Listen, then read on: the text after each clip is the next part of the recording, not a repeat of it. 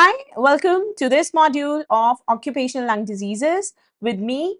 Today, I'll be talking about a group of occupational lung disorders related to beryllium.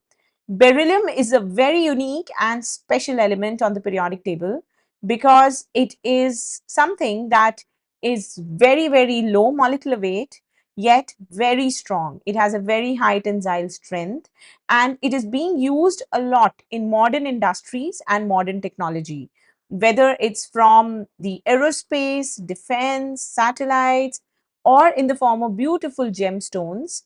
This agent is almost like a biological agent for us for many industries. And so the hazards related to its inhalation are very high. So let's talk about beryllium related lung diseases today. Before I begin talking about the involvement of beryllium in occupational health, it's important for you to understand that this element is a very unique, non-sparking, non-magnetic element with very high thermal conductivity, which means that it can take very high temperatures. It has a very high melting point. It is a very, very strong element, which is almost 1/3 the weight of aluminium. So you can replace areas where you might need aluminium but want lesser weight and very high tensile power with beryllium. And this chemical property of beryllium is very desirable when we use it in industries. Another very good property of beryllium is that beryllium reacts with oxygen in the air and forms a very tough coating, which is called beryllium oxide. This surface layer or coating is also making it very strong and corrosion resistance. So to say that it's a very sought after metal in the industry, and because of its numerous properties, this is something that a lot of our workers keep getting exposed to. Now, how is beryllium available in the environment? Now, in the environment, it's available in compound form. As I said, it's very, very easily mixes with the oxygen and forms beryllium oxide. Similarly, aluminium and beryllium coexist as beryl, which is a very common ore, and there's also beryllium hydroxysilicate.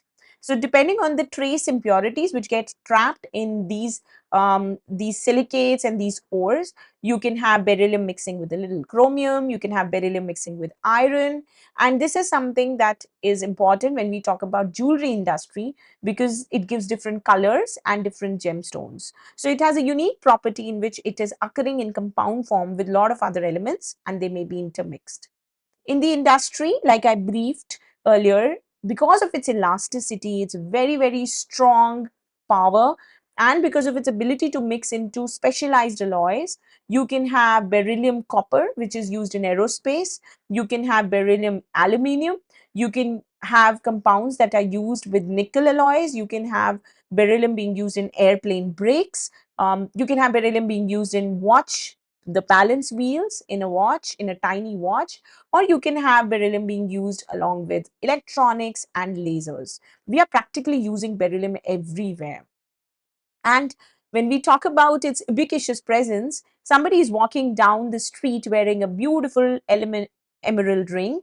That's actually beryllium. It's actually a very well arranged lattice of beryllium. So it gives the color to aquamarine, the gem, it gives color to emerald, and so many different combinations of beryllium are what impart these beautiful colors to a lot of gemstones.